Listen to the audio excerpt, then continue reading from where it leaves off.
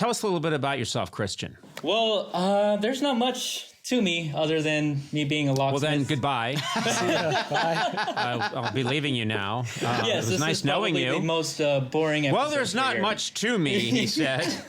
No, besides what? What did you said something? So that I didn't I'm a read. locksmith. You're a that's locksmith. One interesting thing about me. Yeah. Are you good at being a locksmith? Oh, I think so. Usually they say that the complaint that you get if you're a good locksmith is you did that too fast. That Right. should have taken you longer. So if you're making a key for a car, or if you're like trying to break into the customer's house because they left their keys inside and it takes you 2 minutes and then they complain, they're like, shouldn't that have taken you longer? Do you ever try and stretch it out a little bit just to make it look more impressive? No, because I feel like it's more impressive the quicker you are, the faster you are. Yes. So That's been my approach to lovemaking my entire life. That was just there and I did it. I don't care.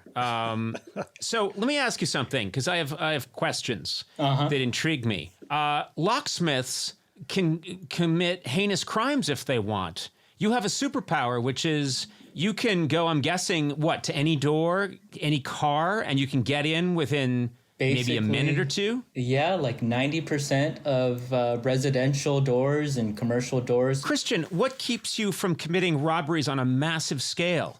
My wife. Oh, your wife. Yeah, she very keeps good. me in check. That's good. Yeah. Oh, that's good. All right, well, good, yes. That's good. So she's the moral compass. She's the one that says... Yeah. Without her and her input in my life, I don't know where I would be.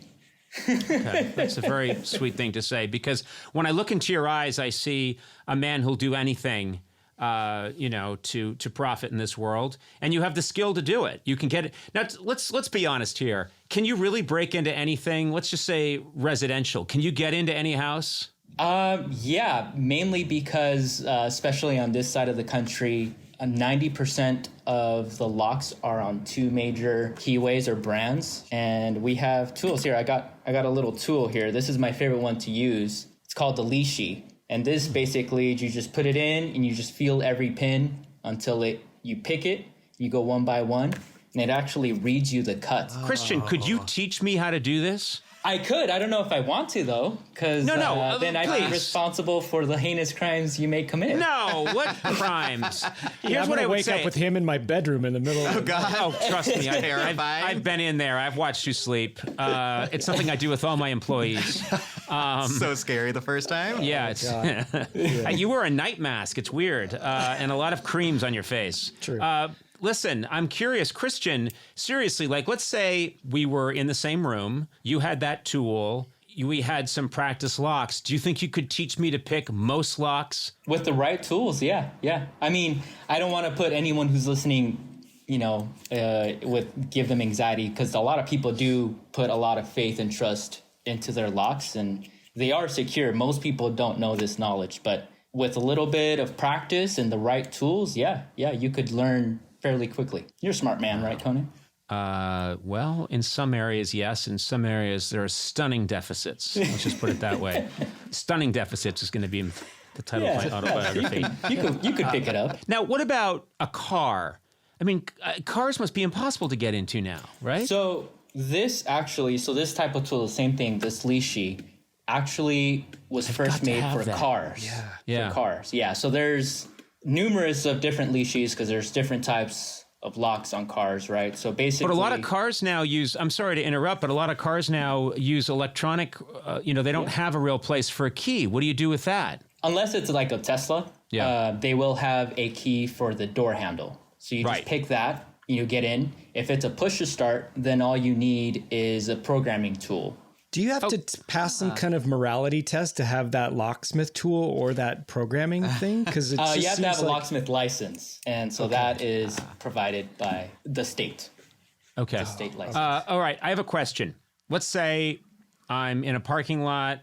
It's late at night. I lost my keys. Okay. Mm-hmm. And I'm stuck, and I call you. Do you show up in your car? Yeah, I have a work van. I was actually originally trying to do my my interview with you in my work van, but last week the engine literally pooped out. I need a new engine in that. So I'm in a spare van that has nothing interesting in there. Why didn't you just break into someone else's van and take it? Because I try to be a good person, Conan. Oh, well, that's where you and I diverge. See these types of questions is what makes me think twice about teaching you. You're going to teach me, and I want to get that special device. What's it called? The Schludenschleder? I'm getting a Schludenschleder, and I have to have that. This is, David, you have to get me that tool. I'm on it. What's it called again? It's called the leashy. Lychee. Watch, I know David, he's going to come back with a jar of lychee nuts. And I'll be arrested. I found it. I'll be arrested trying to force them into the door of a 1988 BMW. What a headline, though.